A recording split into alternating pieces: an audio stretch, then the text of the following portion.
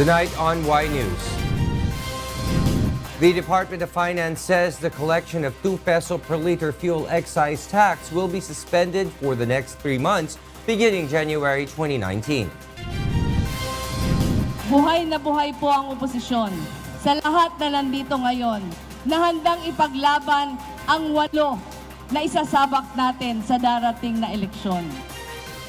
Liberal Party unveils its official senatorial slate for the 2019 midterm polls. And President Rodrigo Duterte orders the arrest of a former customs intelligence officer over alleged unscrupulous acts. Good evening. The implementation of the approved fare hikes for public buses and jeepneys this November may possibly be delayed according to the Land Transportation Franchising and Regulatory Board, or LTFRB. Let's find out why from Victor Cosare. The approved increases in bus and jeepney minimum fares, which are expected to take effect on November 3, could be delayed following the appeal of a commuters group to suspend its implementation. Land Transportation Franchising and Regulatory Board Chairperson Martin Delgra explains the petition filed by the commuters group will have to be resolved first before fully implementing the fare hike. Is it possible na madedelay yung implementation? There's a possibility, no? But as I've said, we will agenda the motion for reconsideration this week. We're going to have a board meeting tomorrow. We would be able to discuss certainly and hopefully resolve it within the period. Last week, the LTFRB approved the petition to increase the minimum fare to 10 pesos in jeepneys plying routes in Metro Manila, Calabarzon, and Central Luzon, and 11 pesos for city buses. Zenny Maranan, the leader of the Federation of Jeepney Operators and Drivers Association of the Philippines, however, questions Delgra's statement. She insists that there is no need to delay the fare hike implementation as the price of fuel per liter has not gone down to 25 pesos. But Delgra says there is a possibility that charges implemented in jeepneys and buses will change depending on the price of oil in the world market. Historically, the minimum fare have moved up and down with respect to external factors, which includes, of course, the movement of the prices in fuel. Meanwhile, the Department of Finance says that if the suspension on fuel excise taxes in 2019 will push through, jeepney franchise holders enrolled under the Pantawid Pasada program may get 10,000 pesos worth of fuel assistance. The government has initially set aside 20,000 pesos worth of cash assistance for 2019 for jeepney drivers and operators heavily affected by the fuel excise tax. Instead of quadrupling the amount, dodoblehin na lang po. No, so instead of 5,000, it will be a 10,000 peso Pantawid Pasada grant for 2019. Yan po ay kung suspendido yung fuel excise for the whole of 2019 dahil hindi pa po final kung ano po ang magiging mekanismo para i-lift yung suspension. This year, more than 57,000 out of the 179,000 plus jeepney franchise holders have already received their fuel vouchers. Victor Cosare, UNTV News and Rescue, Philippines. Meanwhile, the Department of Finance, or DOF, is looking to suspend the second tranche of fuel excise taxes for 3 months per year. However, some senators are unconvinced with a set timeline. Nel Maribohok tells us why. The collection of additional 2 pesos per liter in petroleum products in 2019 under the Tax Reform for Acceleration and Inclusion or TRAIN law will be suspended for at least 3 months. Finance Undersecretary Carl Chua revealed this before the Senate Economic Affairs Committee hearing earlier. The TRAIN law specifically states that the collection of excise tax on oil products will be automatically suspended when the price of imported crude oil breaches the $80 per barrel level for 3 consecutive months. At the very least, 3-month suspension. Yes, at the very least. That's the very least. And we will base that on the prevailing oil price. But the group Laban Consumer opposed the said timeline. January to March of every year is the slowest in demand, whether food or non-food. Talaga ang demand mababa. Ipapasok mo yung suspension ng excise taxes, mapipil ba nung mahihirap yung immediate impact? Senate Committee on Economic Affairs Chairman Sherwin Gatchalian is also not convinced with the DOF's target. We would like to request for a suspension of 6 months at least Dahil yung first 3 months, adjustment period yan eh. But DOF says that based on its computations, the government may potentially lose around 41.6 billion pesos in revenues if the suspension will last for several months to a year. This would also affect more programs and government services will suffer. To counter this, the Department of Budget and Management plans to implement budget cuts, including the procurement of new vehicles and other travel expenses such as Lakbay-aral. The budget for fuel subsidy will also be reduced. The DBM, however, assures the fund allocated in 2019 for the Pantawid Pamilyang Pilipino program will remain. Bangko Sentral ng Pilipinas, meanwhile, estimates that the country's inflation rate will be reduced to 4.1% in 2019. Based on their studies, BSP sees a 0.2% decline if fuel excise taxes will be suspended, and 0.7% if the rice tarrification law will take effect next year. If the suspension is for a portion of the year, the impact on inflation would be correspondingly smaller. Senator Gatchalian, meanwhile, plans to ask the DOF not to trim down the amount of subsidies appropriated for jeepney drivers. The Senate will also push for a joint resolution in support of Malacanang's planned order of the suspension of second tranche of excise tax for petroleum products in 2019. Nel Maribuhok, UNTV News and Rescue, Senate of the Philippines.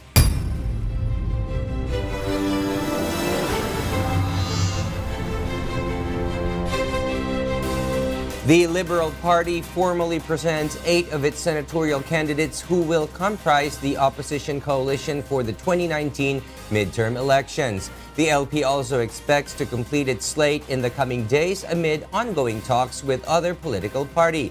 Grace Casin will tell us why. Vice President Leni Robredo formally endorses 8 senatorial aspirants who were included in the opposition coalition formed by the Liberal Party.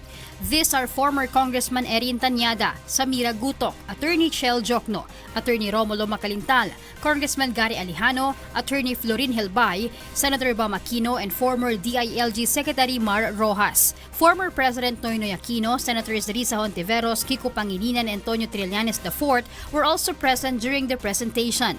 The LP says the talks with other political parties and independent candidates are ongoing and they expect to complete their slate in the coming days. Buhay na buhay po ang oposisyon sa lahat na nandito ngayon na handang ipaglaban ang 8 na isasabak natin sa darating na eleksyon. The ruling party PDP Laban meanwhile has yet to announce its official list of candidates for senatorial race. Personalities who have filed their certificate of candidacy under PDP Laban are Senator Coco Pimentel, former Special Assistant to the President Bongo, former Presidential Political Advisor Francis Tolentino, former Bureau of Corrections Chief Ronald Bato de la Rosa, Maguindanao Representative Sajid Manguda Datu, and retired police Liborio Hangaw Jr. Other senatorial hopefuls have declared to run independently, while other aspirants will run under their respective parties like Nacionalista, Una, Lakas CMD, Makabayan Coalition, National People's Coalition, Puwersa ng Masang Pilipino, People's Reform Party, and Laban Demokratikong Pilipino. The Commission on Elections is expected to release on December 16 the official list of candidates for the May 2019 midterm polls. Grace Casin, UNTV News and Rescue, Marikina City. In other news, the Department of Health is preparing to file charges against Sanofi Pasteur over the Dengvaxia controversy. Meanwhile, a group of health workers appeals to the European Union and the Committee for Medicinal Products for Human Use to consider first the cases of Dengvaxia vaccines in the Philippines before giving its accreditation in the local market. Aiko Miguel tells us why. The Department of Health is set to meet with the Office of the Solicitor General next week for the development of the case to be filed against the French pharmaceutical giant Sanofi Pasteur. Regularly naman, bawat may nakikita tayong ebidensya, katulad ng mga bagong pag-aaral, pinadadala natin sa kanila, and we're meeting with them. Meanwhile, a group of health workers, Action Health Workers Party List, appeals to the European Union and the Committee for Medicinal Products for Human Use to consider first the cases of Dengvaxia vaccines in the Philippines before giving the accreditation to have it available again in the local market. The group argues that Europe does not belong to dengue endemic areas unlike the overseas territories of Caribbean, Latin America, Southern Africa, and neighboring countries in the Western Pacific region. The group, together with the Coalition for People's Right to Health and parents of dengue vaccinees, will also write to the EU to have their appeal be noticed and heard. Nakakabahala yan kasi parang hindi kinonsider kung ano yung nangyari dito sa Pilipinas na vaccinate o nabakunahan yung 800,000 at merong mga reported deaths. Tila walang kasiguruhan at ang isa lang na talagang klaro ay minamadali nila yon para ma-recover nila yung kanilang investment. Paano naman ang kaligtasan at kalusugan ng ating mga anak? Nawalan tayo ng ilang 10 mga anak na at the prime of their life. Hindi basta-basta na usapin ito. Meanwhile, there are more than 50 cases being studied by the Dengue Investigative Task Force to check the medical records and findings of the vaccinees who died.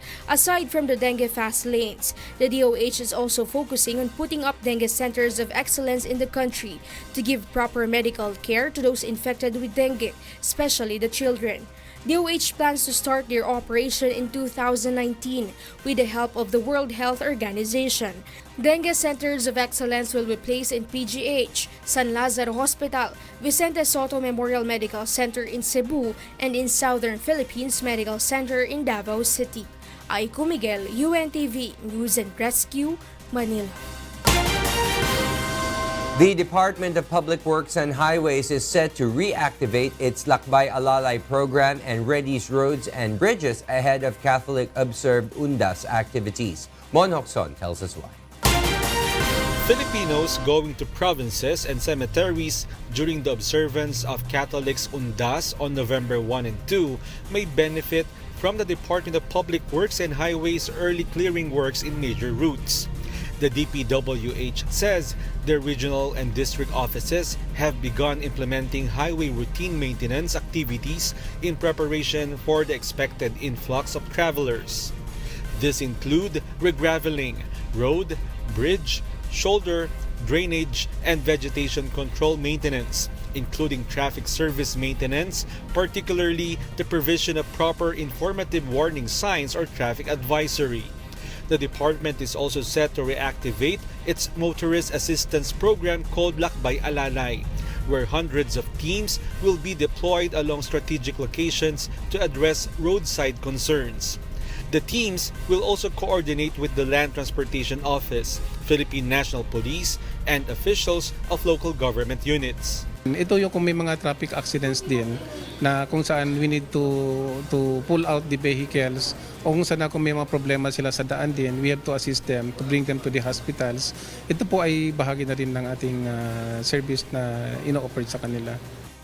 DPWH also advises motorists to regularly check and maintain the condition of their vehicles.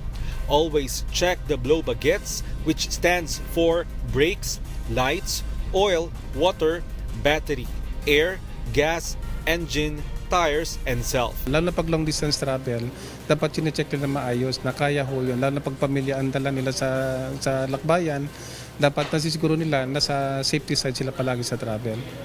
For queries on the current condition of roads this November holidays, the public can call the DPWH hotline number 16502 or send a text message to 2920. Mon Hokson, UNTV News and Rescue, Quezon City. Months can still feel like summer through a wonderful beach escape in Bataan. Leslie Longboen tells us why.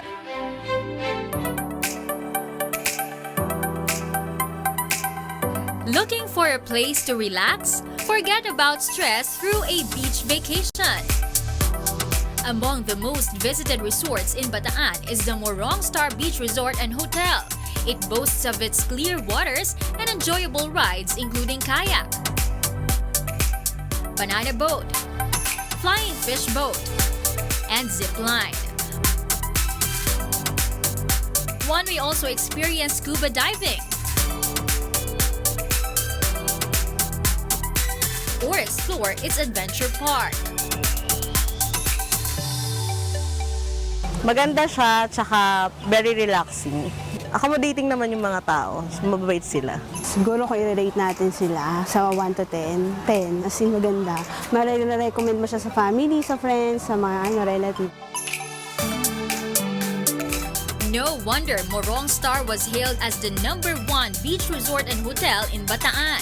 It was recognized for its excellence in products, services, quality market awareness, innovative marketing prices, and value pricing.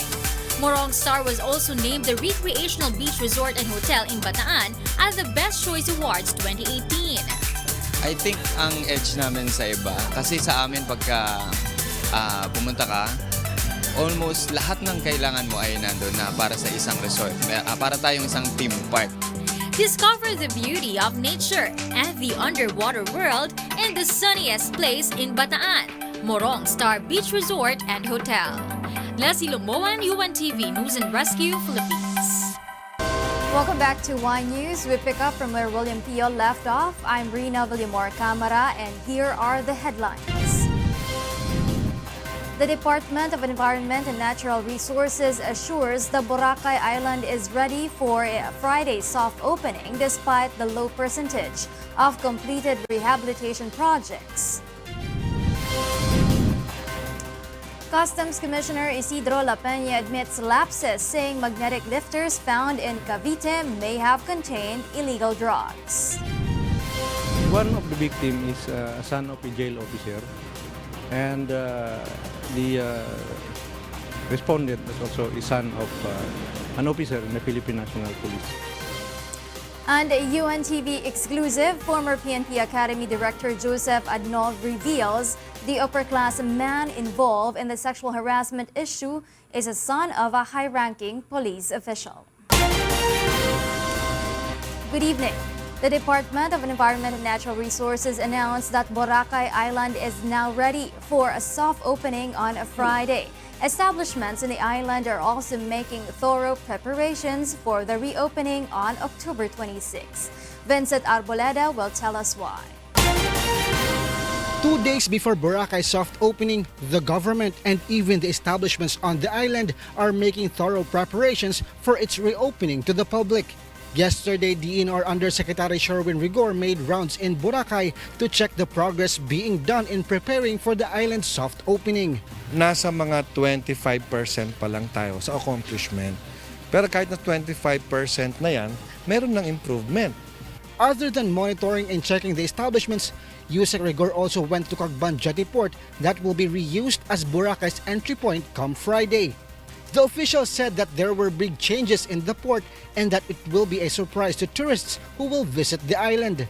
The temporary floating pontoons along the White Beach were also removed, thereby making Guban Jetty Port as the sole area where tourists, residents, and workers coming from Caticlan will be dropped off. Rigor also said the ongoing road concreting being done by the DPWH is ahead of schedule. Of the 12-kilometer road project, cementing has already been done in several areas like Guban Jetty Port to the Rotonda and the Bulabog Road, while other areas of the road are being cemented portion by portion. Roads are now wider as compared to before, and even the drainage system installed is bigger. It would also be advisable to use a face mask while traversing the main road, as there are areas where only half lanes were finished while some are still dirt road. Despite this, Rigor said the roads will still be passable by October 26. Nakita niyo mga drainage, lumaki na hindi pwedeng butasan. Tapos madaming manhole na madaling linisin. Yung chesa na ginagawa nila, na yung kulang sa capacity nila, ngayon, it's almost 5 times yung capacity nila. Meanwhile, establishments in Boracay are also making thorough preparations for the reopening. Hotels and resorts in Boracay made renovations as they prepare for the island's soft opening. Compliant hotels and resorts have also reached 116 as of today and may still increase as other non-compliant establishments are hastening to fulfill the requirements asked by the DNR, the DILG, and the DOT. Several shops, restaurants, and fast food chains have also opened in Boracay. The DNR also forewarned tourists that the rehabilitation efforts are not yet finished, therefore some inconvenience may be experienced, especially on the ongoing road constructions. Despite that, the DNR said that Boracay Island is now ready for the soft opening on Friday. Tourists are also advised to always check the DOT's Facebook page for the complete and updated list of compliant establishments before booking a room reservation to any hotel or resort in Boracay. The Tourist and Guest Assistance Desk at Dacaticlan Jetty Port may also help tourists in booking rooms to compliant hotels and resorts in the island. Vincent Arboleda, UNTV News and Rescue, Boracay. The Department of the Interior and Local Government has ordered the immediate relief of the Director of the Philippine National Police Academy, Chief Superintendent Joseph Adnol, over the alleged oral sex punishment imposed by an upper-class man to 2 cadets. In a statement, DILG spokesperson Assistant Secretary Jonathan Malaya said that Adnol's relief from his post is due to command responsibility and to pave the way for an impartial investigation on the said incident. The DILG also tasked the president of Philippine Public Safety College, Ricardo De Leon, to investigate the issue and initiate measures to ensure that such incidents will not happen again.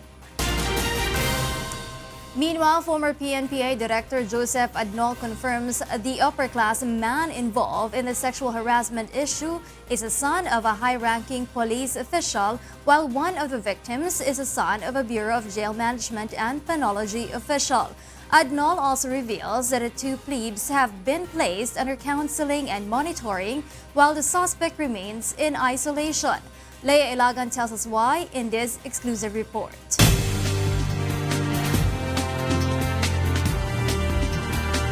Relieved Philippine National Police Academy Director Chief Superintendent Joseph Adnol revealed some information on the oral sex punishment issue that has gripped the PNPA when he sat down for an exclusive interview with the UNTV News and Rescue. Adnol says that based on their investigation, the 2 fourth-class cadets who were victims of the sexual harassment were punished by an upper-class man who got irritated by their alleged repeated disobedience. It was first reported that an upper-class man ordered 2 freshman cadets to perform oral sex as punishment for violating camp rules. 2 other senior cadets who were allegedly present during the incident did not stop the punishment and just watched the alleged sexual activity. Sa amin, sa tingin namin sa investigation, these were only reasons made by the respondent para magkaroon sila ng dahilan para ipanis sila. Adnol admits he found the punishment imposed as unusual and scandalous, adding that punishments in the form of hazing has long been banned in the academy. Pag titignan natin, it could be done anywhere if you really intend to do it. No? Pero yung mga talagang grabe na i-corner mo o dadalhin mo sa para i-hazing mo, wala naman na nare-report na ganun. Except na itong nangyari na ito na which is sa amin sa amin is grabe na talaga, nakakahiya na nangyari ngayon. Adnol did not name the cadets involved in the issue, but he confirmed that the respondent to the sexual harassment complaint is a son of a high-ranking PNP official. One of the victims, meanwhile, is a son of a Bureau of Jail Management and Penology official with the rank of senior superintendent. One of the victim is a son of a jail officer, and the respondent is also a son of an officer in the Philippine National Police. The 2 plebs have been placed under counseling and monitoring to ensure that they are not left alone while they continue their training. The senior cadet in question, meanwhile, remains under isolation. The decision for the grave misconduct complaint he faces is expected to be issued within 90 days. Leia Ilagan, UNTV, News and Rescue, Camp Crame. President Rodrigo Duterte orders the arrest of former Customs Intelligence Officer Jimmy Guban. Rosalie Cocas will tell us why. In his speech on the Malacanang events today, President Rodrigo Duterte ordered PNP Chief Director General Oscar Albayalde the immediate arrest of former Customs Intelligence Officer Jimmy Guban. Guban is one of those who are allegedly involved in the corruption and anomalies in the Bureau of Customs, as well as the operation of illegal drugs in the country, based on the special report of President Duterte provided to media. On the same report, Guban has allegedly been conniving with notorious syndicates in Taiwan and China. Na-aresto ko. So right after the session, you arrest him. Sabi ni Albayalde, what ground? Just arrest him. Bring him to the NBI. Huwag kayo kasi kayo na-mention kayo dyan sa investigation. Bring him to the NBI. Tawagan mo nga kung na-aresto na ba? Na-aresto na? Sabi, dalhin mo doon sa Cavite, ihulog doon sa... Siya ang nagpapasok, siya ang nag-fake ng ID ng... Para mo, alam mo, if you do that every day, ginagawa mo akong gago eh. Pag gano'n na lang, I would rather resign. Guban was detained at the Senate for perjuring in the Blue Ribbon Committee hearings in relation to SHABU smuggling. The president also mentioned Customs Commissioner Isidro La Peña and Philippine Drug Enforcement Chief Aaron Aquino in his speech. He advised the two officials to stop blaming each other on the SHABU smuggling. Meanwhile, the chief executive also introduced to the public the replacement for his former top aide Christopher Bongo. She is Senior Inspector Sofia Loren Delio. Delio, who was known as the Beauty Queen Cop, became part of President Duterte's security detail in 2016. However, when asked, Go said Delio is designated as a close-in aide of the chief executive. Hindi kita baka mali yung ito ang pumalit kay Bong. Tumindig ka nga. Ikaw. Harap pa doon sa kanila. Tumindig ka. Anong klaseng pulis ito? Kapitan pa. Rosa Licoz, UNTV News and Rescue, Malacanang. Bureau of Customs Chief Isidro La Peña admits that the magnetic lifter found in Cavite may have contained illegal drugs. JL Asayo will tell us why. NAIA Deputy Collector for Passenger Service Attorney Maria Lourdes Mangawang was invited to be one of the resource speakers in the continuation of the Congress inquiry about the 4 magnetic lifters discovered in Cavite. Mangawang prepared her presentation to establish her credibility and prove that what she observed on the X-ray examination result was valid and true. Mangawang believed that the said magnetic lifters had always been containing contrabands and must be opened for physical examination. Mangawang, however, observed that for some reason, she was put on a hot seat in today's inquiry. Medyo iba ho yata yung treatment sa akin kasi resource speaker ako eh. Ako ay resource speaker at biglang parang ang pakiramdam ko ako yung iniimbestigahan. Hindi. Congressman Rufy Biazon asked Mangawang on how she was able to secure a copy of X-ray images that she used in her presentation. Mangawang said the current head of the X-ray Inspection Department helped her to get a copy. With this, Congressman Acop requested a validated copy from the BOC, which they will use in drafting a committee report. Meanwhile, Bureau of Customs Chief Isidro La Peña seems to have backpedaled from his earlier stance on the alleged 6.8 billion worth of SHABU shipment. In today's Congress inquiry, La Peña admitted that the 4 magnetic lifters found in Cavite indeed contained SHABU. After weeks of being neutral in giving safe answer, La Peña seems to believe that the said magnetic lifters were containing illegal drugs. As an investigator also before, I will tend to believe that indeed may laman yan, sir. La Peña made a statement when Congressman Acop asked for an evaluation of the case after the Department of Public Works and Highways observed that the lifters found in Cavite were designed to lift metals. Investigators found out that the lifter has asbestos inside, which theoretically can prevent the SHABU from melting while on transit. JL Asayo, UNTV News and Rescue, Quezon City. President Duterte personally visits and bestows honor to the cops who were injured and slain in an ambush that occurred in Lupi, Camarines Sur last week. Duterte also orders the military and police to intensify the localized peace talks with the New People's Army. Bernard Daris tells us why. President Rodrigo Duterte went to Camarines Sur on Tuesday to visit the 3 policemen who were wounded in the ambush against the convoy of Food and Drug Administration Director General Nela Sherade Puno in Barangay Napolidad, Lupi, Camarines Sur last October 18. The President bestowed the Order of Lapu-Lapu with rank of Kampilan to the 3 injured cops. The kampilan is awarded to government personnel and private individuals who were seriously wounded while carrying out activities related to the president's advocacy. Duterte also personally sent condolences to the families of the 3 other cops who died in the incident, namely SPO1 Percival Rafael Jr., PO3 Carlito Navarrosa Jr., and PO1 Ralph Jason Vida. He visited the wake of PO1 Vida in Camarines Sur Provincial Police Office and awarded him the Order of Lapu-Lapu with the rank of Kalasag. Kalasag is given to officials, government personnel, and private individuals who lost their lives as a direct result of their participation in tasks pursuant to a campaign or advocacy of the President. Duterte was joined by FDA Director General Puno, whom the wounded police personnel were escorting the day of the incident. Maraming salamat sa lahat ng nagligtas ng buhay, mga nagligtas ng buhay ng Team FDA, sa mga pulis ho na nasaktan at mga pulis na namatay. Nakakagalit ho. Si Presidente po ay siguradong hindi papayagan na ganito lang ho ang mangyayari. President Duterte did not provide any statement to the media, but Philippine Army 9th Infantry Battalion Division Commanding General Major General Jesus Manangkil said that Duterte has instructed the Philippine Army and Philippine National Police to intensify the localized peace talks with the new People's Army, whom are responsible for the ambush. Nananawagan ulit kami sa mga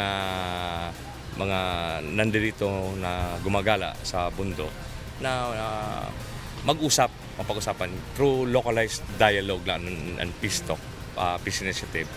Lalong-lalo na napakaganda ng binibigay na mungkahi ng ating gobyerno with the package na may pabahay na worth 450,000 na pabahay sa mga magsusurrender na si NPA. Bernard Dadis, UNTV News and Rescue, Philippines. Overseas Filipino workers can now report crimes or ask for assistance against threats being encountered by their families here under PNP's Global Police Community Relations Program. Leia Ilagan tells us why. In an effort to provide access to assistance and to connect with Filipinos abroad the globe, the Philippine National Police have launched its Global Police Community Relations Program. In an interview in the program Get It Straight with Daniel Razon, Police Community Relations Group Director, Police Chief Superintendent Rodel Sermonia said the program will allow Filipinos to report crimes from outside the Philippines and provide assistance to their families who are facing threats or problems. The program will also allow Filipinos to ask for help when they encounter problems with their employers abroad. The Global PCR programs aims to promote peace and security and improve communications between the police force and Filipinos in and out of the country. Ang isang objektiba po ng Global PCR ay yung ating mismong mga kababayan na nandun sa iba't ibang panig sa buong mundo. Yung problema nila kasi ay hindi kaagad-agad mabibigyan ng address or concern. Hindi nasasagot kaagad. So, through the use of Global PCR, kami po ang nagpaparating sa aming foreign counterparts kung kinakailangan nilang magpag-ugnayan. Meron din pong pangyayari sa Angeles City na nakabase po yan sa New Jersey, yung kamag-anak niya ay nanakawan.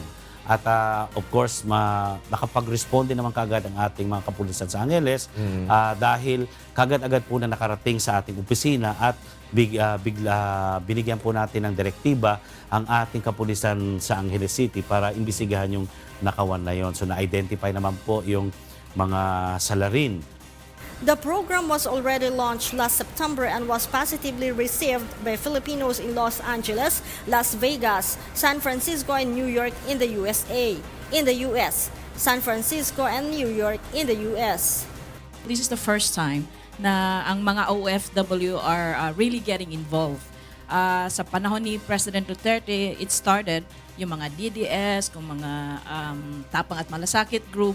But this time, this program is catered to all overseas Filipinos abroad, so regardless of the color. Oh, parang hindi natin pag-usapan dito, DDS ka, dilaw sa ka, lahat po, yes ano po. ka, Yes basta po. Pinoy ka. Yes po. At saka talaga ito, parang sa amin, OFW, kasi I considered as one, bago po ito. Kasi ito mismo, the PNP goes to sa OFW. Sa panahon kasi namin, 20 years back, we survive sa iba't ibang klaseng, wherever we are, that the way we handle things ay kami-kami lang. But now, we feel with the PRRD's program, we feel his concern sa mga OFW, and we're very thankful the first time ever that the President has malasakit. Kami po bilang mga OFW dito sa Auckland, New Zealand, may mga kamag-anak po kaming naiwan dyan sa Pilipinas. Baka meron po bang features o aid ang PNP para matulungan ang mga kamag-anak namin in case of mga emergency, maging ang mga case of national disaster o krimen. Global PCR FB account and the website.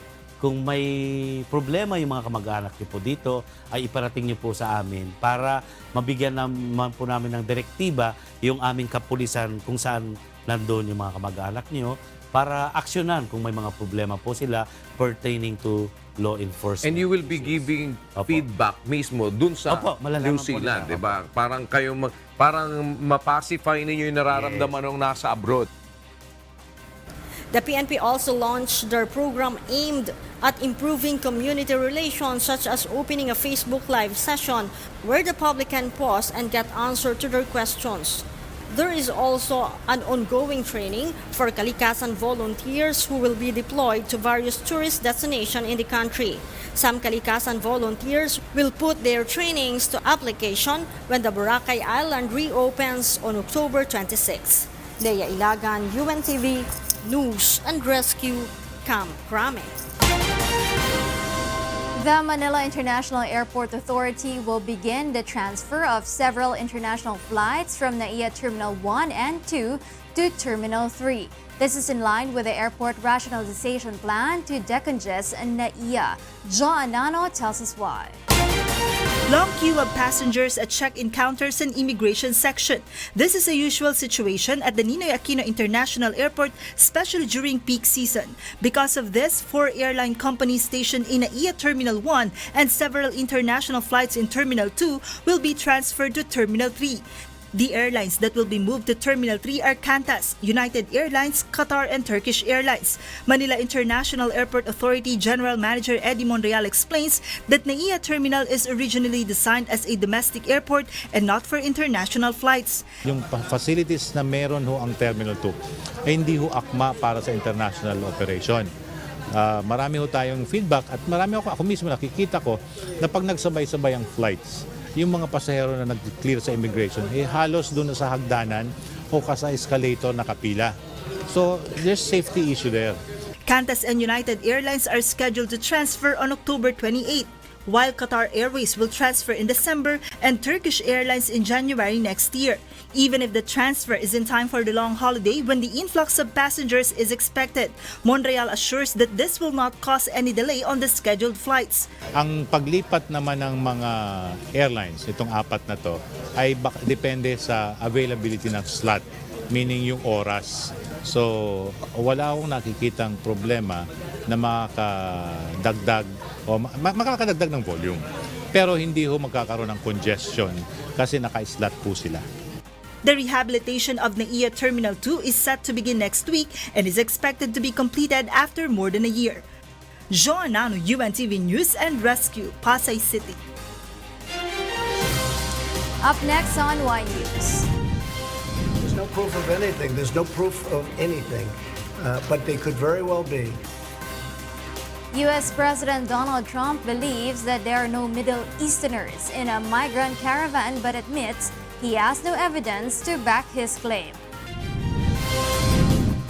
CCTV footage purports to show a man resembling journalist Jamal Khashoggi leaving the consulate. So I just got a text now saying, "You want a bookshop? Please give me a call." And a Dutchman delighted to win a Welsh bookshop in a raffle. And those are the reasons behind the stories in the second part of our newscast. Y News returns with Angelo Castro III. I'm Rheena, Villamor-Camara. Good evening.